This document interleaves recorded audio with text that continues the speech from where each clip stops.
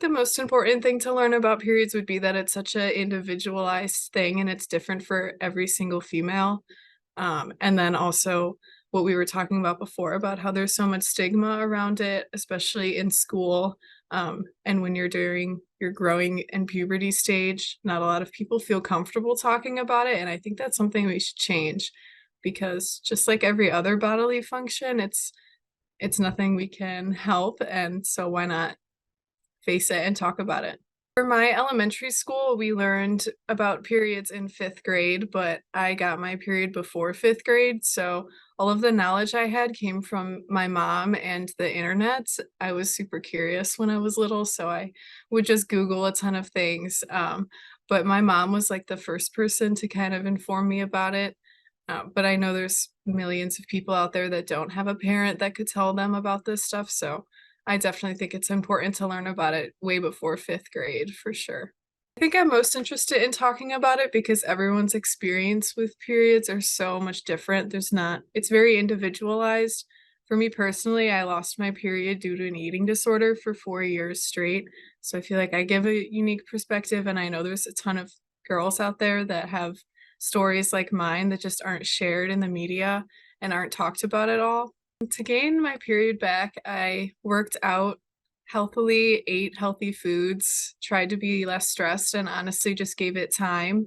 I met with doctors and they told me the same thing that there really is not much research into periods and ways to help symptoms or even like loss of period like I had. So I kind of just gave it time and tried to transform myself into a healthier version in hopes that it would come back, and it did. Currently, I have no like long-lasting symptoms or anything that is impacting me currently today, but for those 4 years, I did feel like more depressed and stressed and groggy the whole time, obviously because you're a woman and your biological function is to have your period every month. So when that's not happening, my body was obviously under a lot of stress.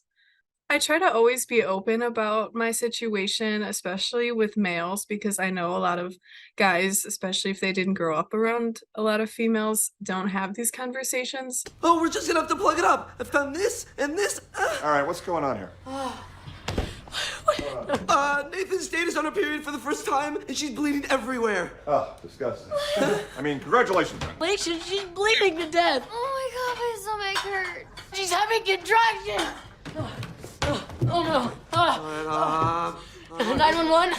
Yeah, my friend is bleeding out of her vagina. Nathan, listen. Why are you laughing at me? Just by being open and honest with the people around me and having these uncomfortable conversations is like the best way to fight period stigma. Not every female gets her period, and not every person who gets their period is a female. I know that transgender care involving periods is like one of the most untalked about things ever, but it is something that thousands of people deal with daily. So I definitely think removing the idea from people's brains that only girls menstruate and all girls menstruate is an idea that we should get rid of.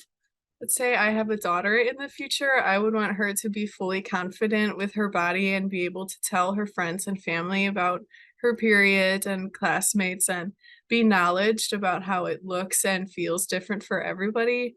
And there isn't a one size fits all instruction manual to your period. But like I said, I think I'd want in the future for generations and people to just be so open about having these uncomfortable conversations, just so we're all aware that everyone is an individual that deals with their own things.